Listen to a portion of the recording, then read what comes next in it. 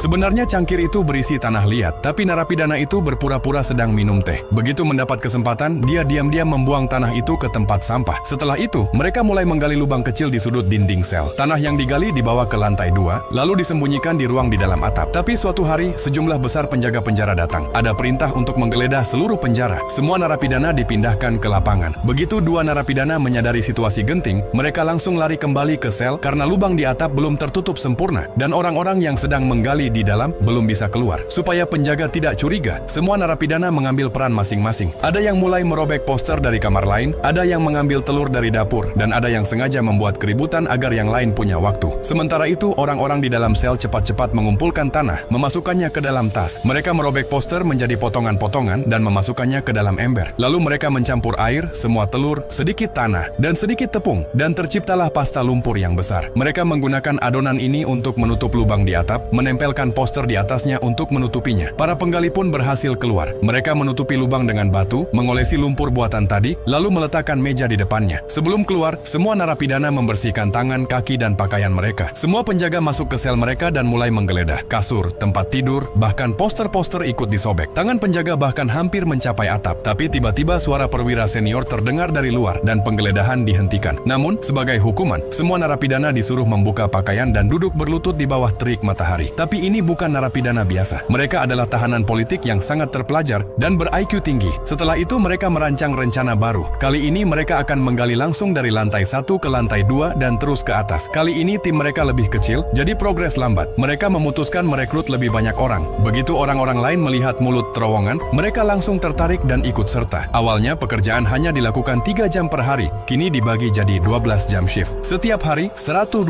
kg tanah berhasil dikeluarkan. Seorang narapidana dengan latar belakang teknik bahkan memasang kabel supaya lampu bisa menyala di dalam terowongan. Namun, seiring terowongan makin dalam, kekurangan oksigen membuat banyak narapidana pingsan. Untuk mengatasi masalah ini, salah satu dari mereka pergi ke bengkel penjara untuk mengambil motor. Ia berjanji akan membawa teknisi itu kabur bersamanya. Ia pun mendapatkan motor. Kemudian dia meminta anggota keluarganya untuk membawa pipa plastik saat kunjungan. Ia menempelkan baling-baling kipas ke motor itu, meletakkannya di dalam ember, dan